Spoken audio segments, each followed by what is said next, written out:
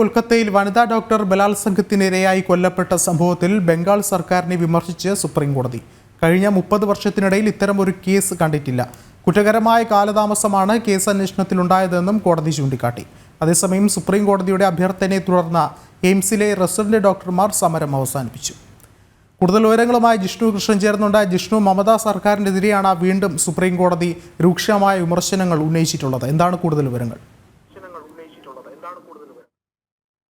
കൊൽക്കത്തയിൽ ഡോക്ടർ പീഡനത്തിനിരയായി കൊല്ലപ്പെട്ട സംഭവത്തിൽ ഇന്നും കേസ് പരിഗണിക്കവേ മമതാ സർക്കാരിനെതിരെ രൂക്ഷമായ വിമർശനമാണ് സുപ്രീം കോടതിയുടെ ഭാഗത്തുനിന്നുണ്ടായിട്ടുള്ളത്. കഴിഞ്ഞ ദിവസവും ഇതേ കേസ് പരിഗണിക്കുമ്പോൾ വലിയ വിമർശനം സർക്കാർ സംവിധാനങ്ങൾക്കെതിരെ, മമതാ സർക്കാരിന്റെ പോലീസിനെതിരെ സുപ്രീം കോടതി ഉന്നയിച്ചിരുന്നു. ഇന്ന് കേസ് പരിഗണിക്കവേ സുപ്രീം കോടതി തന്നെ ചൂണ്ടിക്കാട്ടിയത് കഴിഞ്ഞ 30 വർഷത്തെ കാലയളവിനിടയിൽ ഇത്തരത്തിലൊരു കേസ്, ഇത്രയും അനാസ്ഥ നിറഞ്ഞൊരു കേസ് കണ്ടിട്ടില്ല എന്നുള്ളതാണ് സുപ്രീം കോടതി തന്നെ ചൂണ്ടിക്കാട്ടിയിട്ടുള്ളത്. രൂക്ഷമായ വിമർശനം എന്നതിനപ്പുറത്തേക്ക് മമതാ സർക്കാർ എത്രത്തോളം ഗുരുതരമായ വീഴ്ചയാണ്, കുറ്റകരമായ അനാസ്ഥയാണ് ഈ ഡോക്ടറുടെ കൊലപാതകവുമായി ബന്ധപ്പെട്ട് നടത്തിയത് എന്നുള്ളതാണ് ഇന്ന് സുപ്രീം കോടതി തന്നെ ചൂണ്ടിക്കാട്ടിയിട്ടുള്ളത്. ഇത്രയും ക്രൂരമായൊരു കൊലപാതകം നടന്ന് രാവിലെ മൃതദേഹം ലഭിച്ചിട്ടും രാത്രി 11 മണിയോടുകൂടിയാണ് പോലീസ് FIR രജിസ്റ്റർ ചെയ്തത്. പോസ്റ്റ്മോർട്ടം നടത്തിയിട്ടും FIR ഇടാൻ സാധിച്ചില്ല. ഒപ്പം ഈ കൊല്ലപ്പെട്ട ഡോക്ടറുടെ മൃതദേഹം അവരുടെ കുടുംബത്തിന് അല്ലെങ്കിൽ മാതാപിതാക്കളെ കാണിച്ചില്ല. അത്തരത്തിൽ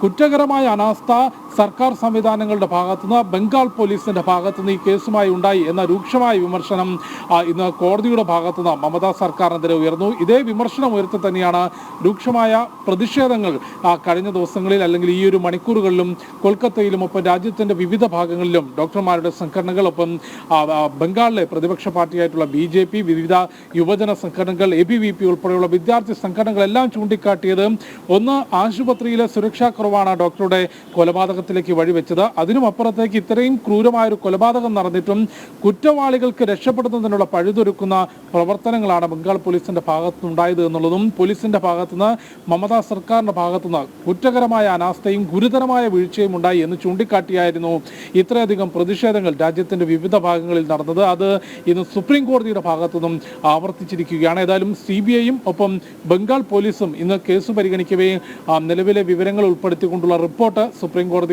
സമർപ്പിച്ചിട്ടുണ്ട്. കേസ് അന്വേഷണത്തിന്റെ ഭാഗമായി 30-ലധികം പേരെ ഇതിനോടകം CBI ചോദ്യം ചെയ്തിട്ടുണ്ട്. കോളേജിലെ മുൻ പ്രിൻസിപ്പൽ കൂടാതെ ഈ കേസ് ആദ്യം അന്വേഷിച്ച ബംഗാൾ പോലീസിലെ SITയിൽ ഉൾപ്പെടുന്ന 2 ഉദ്യോഗസ്ഥർ എന്നിവരെ ഉൾപ്പെടുത്തി 30-ലധികം പേരെ ചോദ്യം ചെയ്തു. ഒപ്പം സുപ്രീം കോടതിയുടെ പ്രത്യേക അഭ്യർത്ഥന മാനിച്ചുകൊണ്ട് എയിംസിലെ ഡോക്ടർമാർ ഈ വിഷയവുമായി ബന്ധപ്പെട്ട് തുടർന്നു വന്നിരുന്ന സമരം ഇപ്പോൾ അവസാനിപ്പിച്ചിട്ടുണ്ട്. പക്ഷേ ഇപ്പോഴും കൊൽക്കത്തയിൽ വിവിധ സംഘടനകളുടെ നേതൃത്വത്തിലുള്ള പ്രതിഷേധം തുടരുകയാണ്. സർക്കാരിന്റെ ഭാഗത്തുനിന്ന് വിശദമായ റിപ്പോർട്ടുകൾ പങ്കുവച്ചത്.